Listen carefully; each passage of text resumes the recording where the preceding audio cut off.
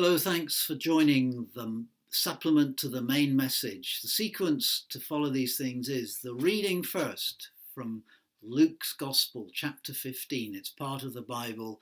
Google it if you haven't got a copy of the Bible yourself.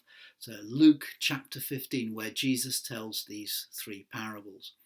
After the reading, listen to, if you would, the main message.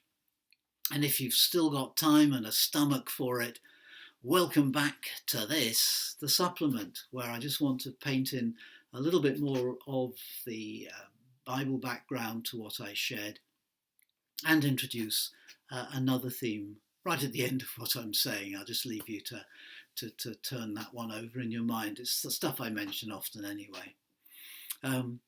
Let's have a look at how these three parables function together. They're like a very carefully composed piece of music that starts in one place with the first parable, kind of repeats it with variations in the second parable, and then really takes off into the body of the music in the third parable, which will take us to this sort of cliffhanging, sudden end where you go, wait a minute, you're supposed to resolve this music and it's not quite resolved. Can we have another chord or something?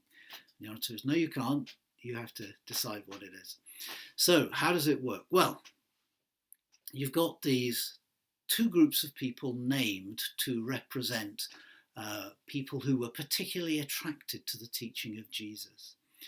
And the people who were particularly attracted to the teaching of Jesus are the tax collectors, basically a male group, but also, no doubt, their families, etc. But it's a male reference, really. And the sinners, which seems to be a gentle way of talking about sex work, and is primarily, it's essentially a female identification. So male and female identifications there. And so men and women who others criticize for their lack of morals come and love listening to Jesus. The morally upright, religiously not perfect, but they may think they're on their way to it.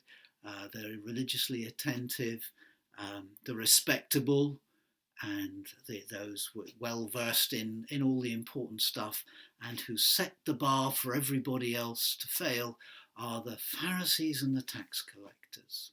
And they are fairly sure of their own worth in the sight of God, and of the value of the work they do to teach others the ways of God. And they're pretty certain they can look down on the tax collectors and look down on the sex workers. So they say, well, Jesus clearly isn't from God and isn't doing anything godly, because just look at who most likes to listen to him. The worst of society turn up in their droves to listen to him. So it's clearly not the case that he's sharing something from God. So Jesus responds to this. Luke tells us, so Jesus told them this parable. In other words, as a direct response to criticism by the Pharisees and the teachers of the law, Jesus tells the parable. And the parable he tells is of a man celebrating the finding of a sheep. And he attaches to it then a female equivalent, so that all his listeners can get their identities on the page, as it were. So the first is on the basis of any of you would behave this way, and you understand anybody else behaving this way. If somebody you know, somebody from among you, goes off and retrieves a lost sheep from a herd of 100, he's still going to feel pretty good about it. And if he has a party, well, you're going to turn up. You're not going to say, well, it's a bit silly having a party for finding a sheep. It's understandable. Of course he's excited. So any of you will understand that, you Pharisees and you teachers of the law, men.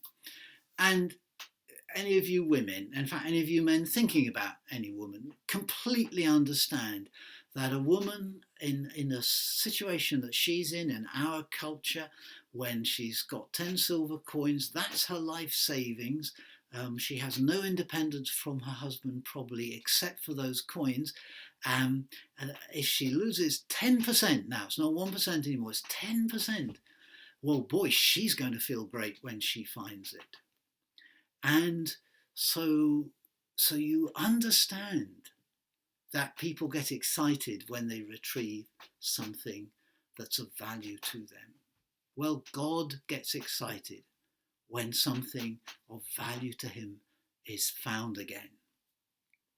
But let me tell you how it really works. Let's ramp it up out of sheep and coins to a situation where actually the lost thing has to respond as well. It takes two to reconcile, two to repair a break in love. So here's a story about a break in parental love, the hardest of the loves to break, but it can be done. But you have to work quite hard at it. Here's a son who's willing to break it and work quite hard at doing so. So let me tell you the scandal of the gracious father. And whereas in the case of the other two parables, I say, any of you would relate to this and go, well, that makes sense. All of you are going to go, that makes sense. Who's going to behave like that? That's extreme. That's stupid. Nobody's going to do that. That at the beginning of the parable is so offensive. A son writing off his dad in that way in our culture where everything depends upon the father-son relationship, the key relationship that functions in our society, the relationship between a father and his oldest son. Everything depends upon that in family, in inheritance, in the future well-being of everybody. It all hinges on that relationship. This is unthinkable. And if such a son should ever darken the doorstep again, well, he'd never get in. I mean, the fact that he's got the gall to think he might be taken on as a labourer is in itself absurd. Nothing in the third parable is okay, except that we all know enough to go, but actually, it's not impossible to imagine. Such love could exist. You can begin to relate to it. Now, in my telling just now in the main message, I put the emphasis on my young friend Mishi back in Kenya, emphasizing and teaching the Christians that Jesus is telling us a parable of celebration. It was what had been going to be the main point of my entire Bible study, but she got there right at the beginning. But it was just such a brilliant moment. I've never forgotten it. In fact, I can picture now her little quick sketch of this woman dancing. I kept it for a long time. I've lost it now. I think she wanted it back when I left.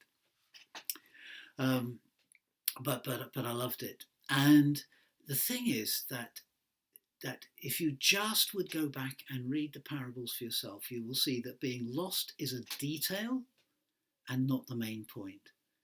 Jesus concludes the first two parables by a direct comparison about the finding.